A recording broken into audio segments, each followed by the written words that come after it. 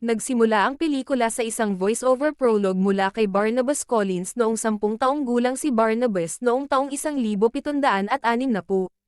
Umalis ang pamilya Collins sa Liverpool sa England upang manirahan sa New World, kung saan itinatag nila ang seashore town ng Collinsport sa Maine at ang kanilang foundation manor ng Collinwood. Noong 1776, tinanggihan ng nasa hustong gulang na si Barnabas, na noon ay isang kaakit-akit na aristokrata, ang pagmamahal ng kanyang French maid na si Angelique Bouchard. Nang matugunan ng kanyang mga magulang ang isang misteryosong kamatayan, nalaman niya na si Angelique ay isang mangkukulam, ngunit bago niya magawa ang anumang bagay ay na-hypnotize niya ang kanyang kasintahan na si Josette Duprace upang magpakamatay sa pamamagitan ng pagtalon sa Widow's Hill, isang matayog na tallest na bangin. Dahil sa lakas ng loob, tumalon din siya mula sa bangin, ngunit isinumpa siya ni Angelique na maging isang vampira upang gawin ang kanyang pagdurusa na walang katapusan. Pagkatapos ay inihayag niya ang kanyang napakapangit na kalikasan sa mga residente ng Collinwood, na bumaling sa kanya at ikinulong siya sa isang kahon, na inilibing sa isang malungkot na kagubatan. Noong 1972, isang governess, na pinangalanang Victoria Winters, ay dumating sa Collinwood sakay ng tren mula sa New York City. Siya ay tinanggap ni Elizabeth Collins Stoddard, ang kasalukuyang matriarch ng pamilya, upang pangasiwaan ang kanyang batang pamangkin na si David. Ang batang lalaki ay nawala ang kanyang ina at tila ang kanyang isip, habang siya ay tila nakikipag-usap sa kanya. Nakilala rin ni Victoria ang iba pang miyembro ng pamilya, ang pabago-bagong ama ni David na si Roger, ang malasakit na anak ni Elizabeth na si Carolyn, ang alcoholic psychiatrist ni David na si Dr. Julia Hoffman, at ang mga katulong na si Mrs. Johnson ang kasambahay at Willie Loomis ang gamekeeper.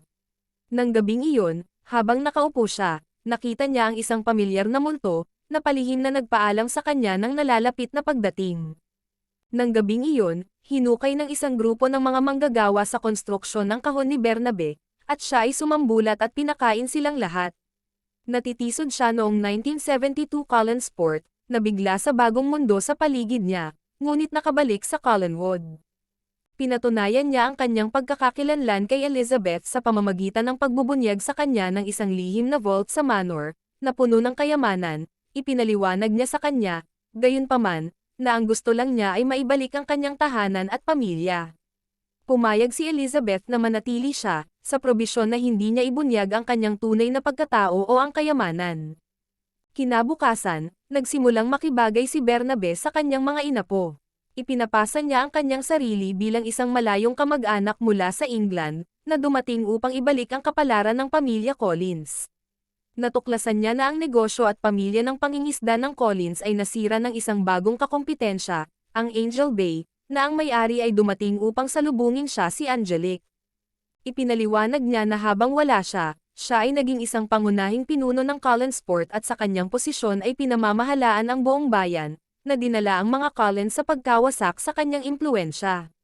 Nagawa niyang sugatan si Barnabas sa liwanag ng araw, ngunit nang maglaon ay hinimok ni Elizabeth si Barnabas na suwayin si Angelique para sa kapakanan ng pamilya.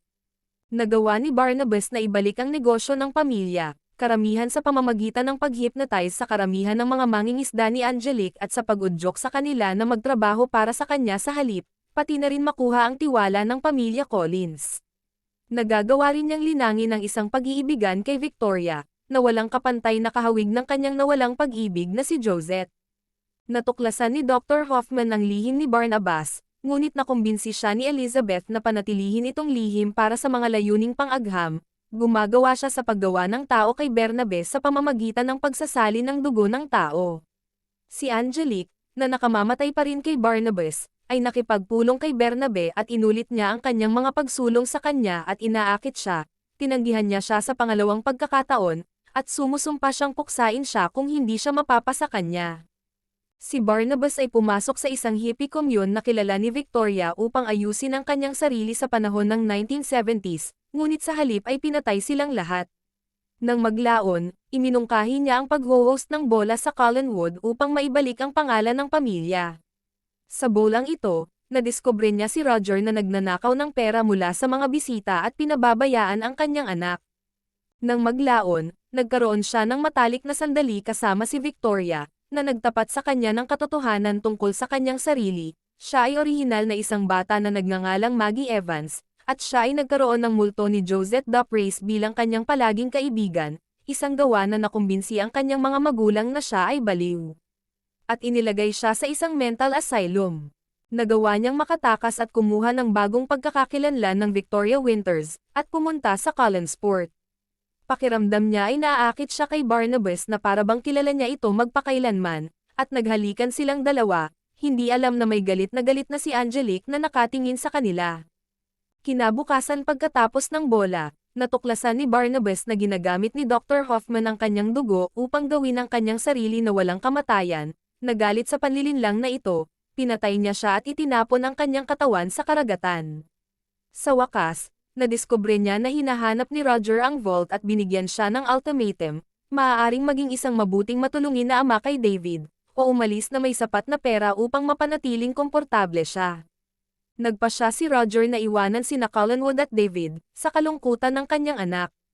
Nang bumagsak ang isang palamuti sa kisame at muntik ng maduraj ang isang hindi kilalang David, iniligtas siya ni Barnabas, ngunit sa kasamaang palad ay inilantad ang kanyang tunay na pagkatao sa lahat, kasama sina David at Victoria, na dahil dito ay lumayo sa kanya. Nakilala ni Barnabas si Angelique at hiniling na alisin niya ang kanyang sumpa. Iminungkahi niya na samahan siya nito at sabay nilang pamunuan ang Collinsport, o ikukulong niya siya pabalik sa kahon at sisirain ang lahat ng pinanghahawakan niya. Talagang tinatanggihan niya ang deal na ito, kaya tinupad niya ang kanyang pangako, ikinulong niya siya sa kahon at idineposito ito sa isang abandonadong mausoleum, kung saan plano niyang itago siya doon hanggang sa masira ang lahat ng mahal niya.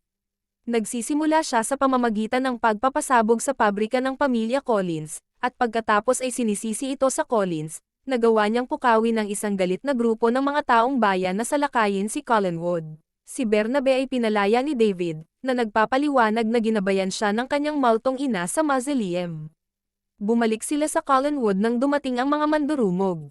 Nag-alok si Barnabas na isuko ang sarili sa halip ng kanyang pamilya, pagkatapos ay inatake si Angelique at binitak ang kanyang balat.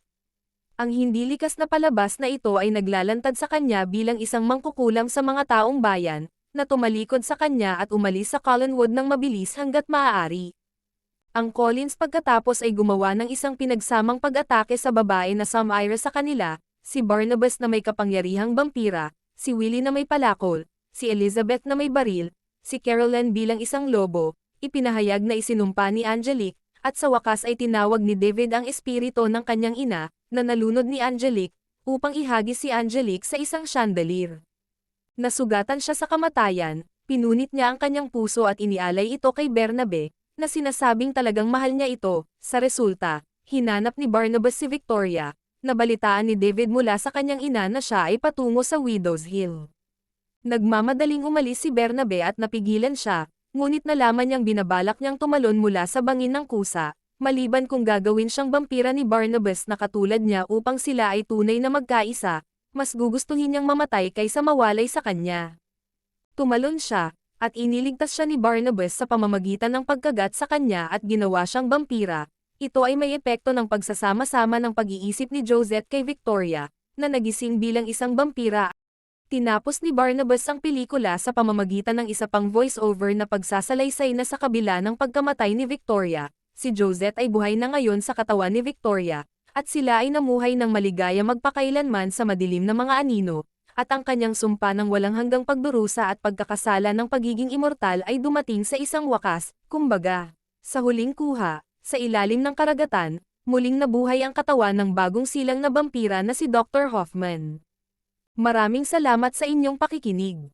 Please click like and subscribe.